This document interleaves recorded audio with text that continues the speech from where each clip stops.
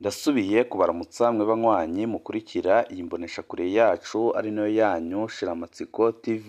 Ni imboneshakure imwe rudende idushikiriza inkuru n'ibiganiro utaronka ahandi.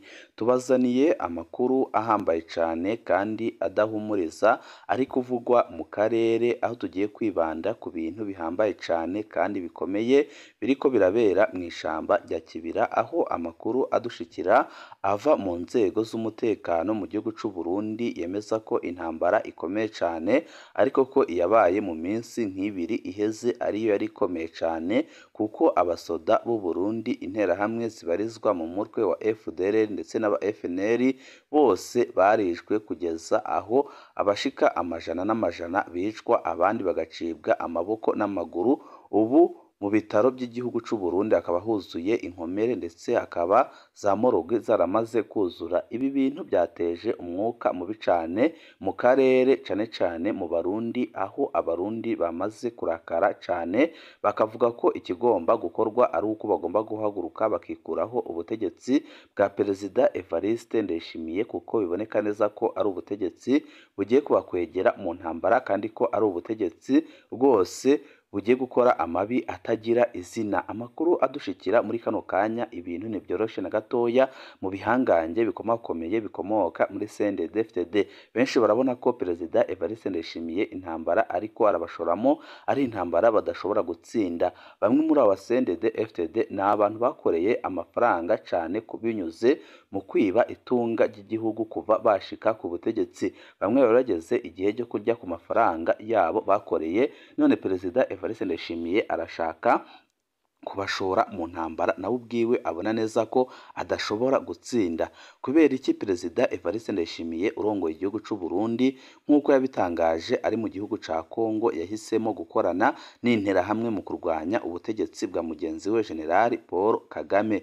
Abazi neza ibijanye n'imibano iba hagati y'u Burundi n'u Rwanda bavuga ko u Burundi n'u Rwanda byamwekera bishamirana, ariko bitigeze bigera aho igihugu kimwe gishobora kurwana n'ikindi, cyangwa se igihugu kimwe gishobora gushigikira rwose byivuye inyuma abashaka guhungabanya umutekano w'ikindi.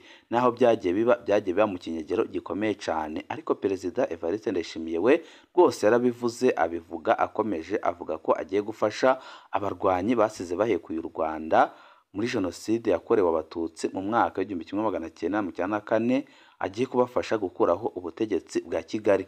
Iri ni ijambo yavugiye mu gihugu ca Kongo, ariko ryabaye intangiriro y'ibihe bibi cyane ku Barundi n'Abanyarwanda, kuko iri jambo ryarakweze akarambaraye ku buryo Abarundi batari bake bavuze ko Ndayishimiye abamaramaje ku rugero rukomeye cyane, kugeza naho umunyamabanga mukuru w'umugambwe uri ku butegetsi Reveriyani Ndikuriye ubwe imbere y'abamenyesha amakuru, abo bita abanyamakuru mu gihugu kibanyi cy'u Rwanda, rwose yeruye akavuga ko u Burundi n'u Rwanda ari abavandimwe kandi ko ari abagenzi ba kera. Ikibabaje kandi kinateye isoni ni uko uyu Ndayishimiye ushaka gusenya u Rwanda kugira ngo agire icyo ageraho, rwose umuvandimwe we nyakubahwa Perezida Paul Kagame yaramufashije bikomeye cyane kugira ngo bashike ku butegetsi. Murabizi, mwaragiye mubona amafoto menshi yagiye afatwa hagati ya Perezida w'igihugu cy'u Rwanda ndetse n'uwahoze arongoye umuhari w'abaroberi ba CNDD-FDD ariwe Hussein Rajabu. Rwose bari abagenzi bakomeye cyane, kandi u Rwanda rwarafashije bikomeye cyane CNDD-FDD. Mu minsi iheze u Rwanda rwarakoze igikorwa cy'ubutwari kandi igikorwa gikomeye bugikorera Perezida Evariste Ndayishimiye, aho u Rwanda rwahaye amakuru yose Perezida Evariste Ndayishimiye amwereka ingene General Bunyoni ubupfunzwe yari ashatse kumutembagaza ku butegetsi byageze kure, ndetse kaba ari akarwi kari karimwo abajenerali benshi. Ibyo bintu rwose ubutasi bw'u Rwanda bwarabimenye hakiri kare, bubiha Ndayishimiye, abikorera ko akura mu mabanga Bunyoni anamupfunga. Murazi ko no mu mburano za General Arengiyome Bunyoni ubwiwe yabyivugiye akavuga ko u Rwanda ariko rwatanze amakuru yiwe. Ibi byose Ndayishimiye yabirenzeho kubera amafaranga ariko araronka ahawe na mugenzi we Tshisekedi, yiyemeza guhungabanya umutekano w'u Rwanda akoranye n'interahamwe. Twarababwiye ibyabaye mu minsi iheze, aho Perezida Evariste Ndayishimiye n'abategetsi bakuru mu gisirikare ciwe bahuye n'interahamwe zibarizwa mu mutwe wa FNL ndetse na FDLR, harimwo abakoze amabi atagira izina. Ibi byose byongereye ishavu abategetsi ndetse n'abatwara igihugu cy'u Rwanda, kugeza aho nabo biyumvira guhagarika umuriro utaragera mu gihugu. Abasirikare barenga 2,600 bari bamaze iminsi mu kibira bakora imyitozo ihambaye cyane, aho bagiye biga no gukoresha za drone babifashijwemo n'abacencuro b'Abarusiya. Ibi byose byararakaje igihugu cy'u Rwanda. Gusa icyakurikiyeho ntawamenye uko byagenze. Inkuba bavuga ko yakubise abasoda babo, ariko mu by'ukuri si inkuba yabakubise, ahubwo bishwe nk'impene badashobora no kwirwanaho, kuko umutwe ukomeye cyane w'ingabo warinjiye mu kibira wica abatari bake, abandi ubasiga ari inkomere. Kugeza uyu munsi haracyatorwa ibiziga mu ishamba rya Kibira. Kugeza uyu munsi amasasi aracyumvikana mu ishamba rya Kibira. Kugeza uyu munsi abarundi bari mu mwiheburo, baribaza ikigiye gukurikiraho. Baribaza impamvu Ndayishimiye bagiye gukwega ibi byago mu gihe boneka neza ko n'igihugu cy'u Burundi kigeze ku mfiro, aho kitakigira igitoro, kitakigira agasukari, kitakigira ibyankenerwa, aho ifaranga ry'u Burundi ribandanya guta agaciro. Ariko ibi byose Ndayishimiye ntariko arabirebaho, ahubwo nyabuna ari guhitamo gushoza intambara adashobora gutsinda.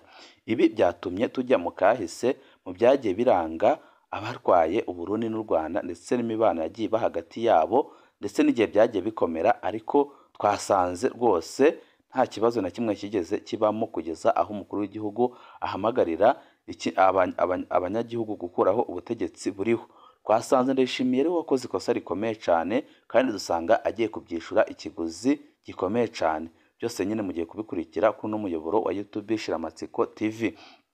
Uburundi n'u Rwanda turi abavandimwe, ntituri abansi. Muri no minsi amajambo adahumuriza ni menshi hagati y'ibihugu byacu. Kuva mu mpera za 2023 Perezida Ndayishimiye akoresha amajambo akarishe, rimwe na rimwe arimwo ibitutsi, aherekeza ku gihugu cy'u Rwanda. Kuva habaye igitero cyari ditabara mu Gatumba ku rubibi rwa Kongo n'u Burundi, Perezida Ndayishimiye akoresha imvugo itamenyerewe hagati y'abakuru b'ibihugu. Mu ijambo rirangiza umwaka wa 2023 Perezida Ndayishimiye yavuze ko abategetsi b'u Rwanda batagira ubuntu. Mu kiganiro yahaye urwaruka muri Kongo, Perezida Ndayishimiye avuga ko bagiye kubandanya urugamba kugeza abanyagihugu b'u Rwanda bikuye ko intwaro ibageze imfungwa.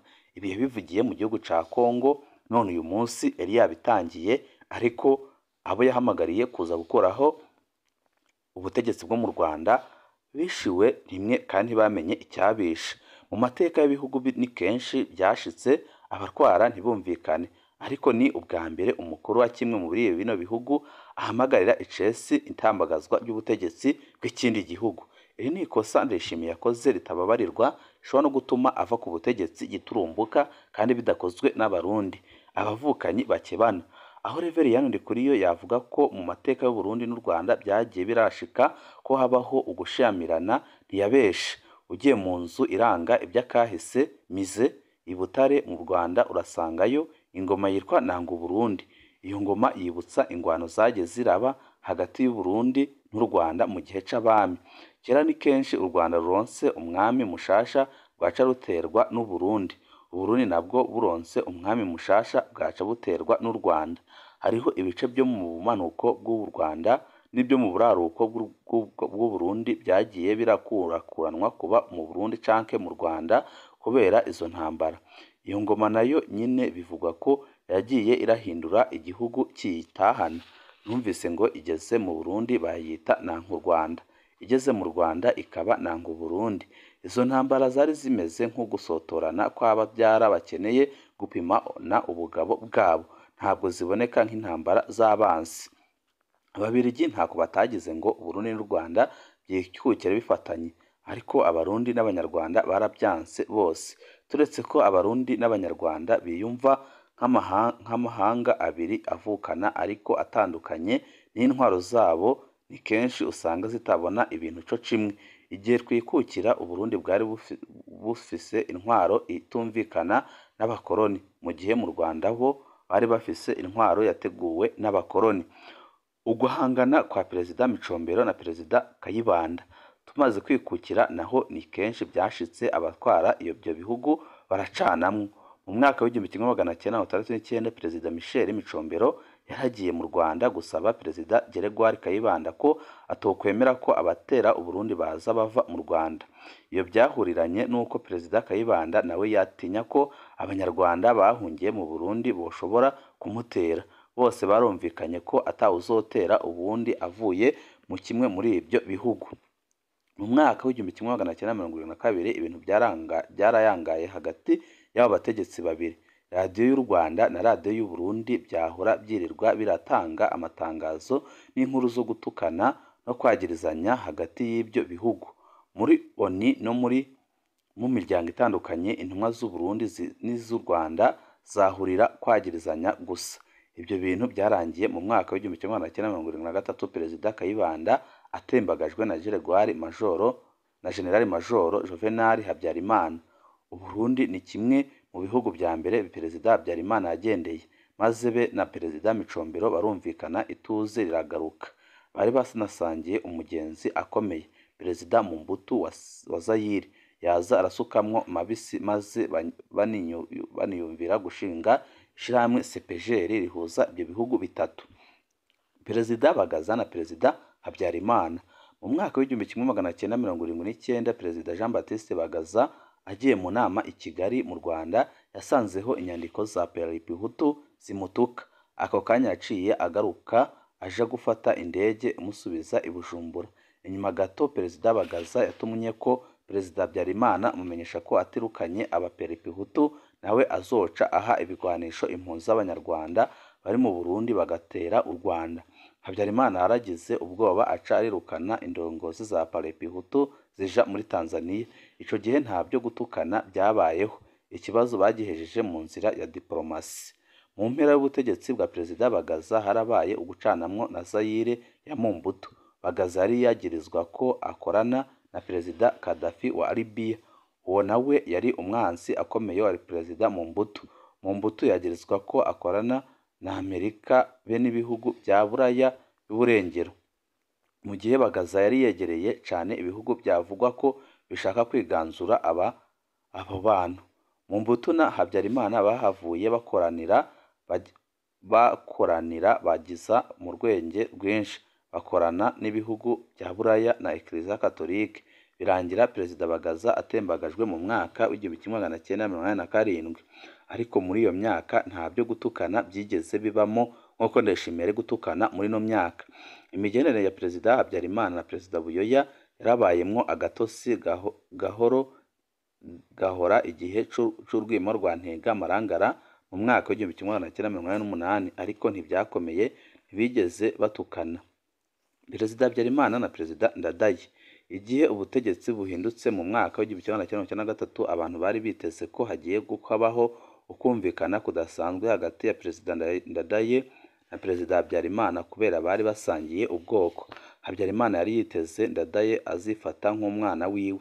Perezida Ndadaye we siko yabyumva, yafata ko hagati y'ibihugu hategerezwa kwamaho ukubahana, imigenderanire ikisunga uko ibihugu bibana nyine. Melchior Ndadaye yari yize mu Rwanda akiri muto. Intwaro igwiriyemwo Abahutu mu Rwanda n'intwaro igwiriyemwo Abatutsi mu Burundi yazibona co kimwe. Yabona ko ari intwaro z'akarwi k'abakuru gacinyeza abanyagihugu batoya. Kubwiwe ikibazo c'u Burundi n'u Rwanda nticari ikibazo c'ubwoko. Habyarimana yari yarahihenze cane kuri Ndadaye. Naho batigeze batukana, imigenderanire yabo ntiyagenze neza cane. Habyarimana yari yiteze ko Ndadaye amushigikira mu ntambara yarimwo na FPR Inkotanyi, ariko siko byagenze.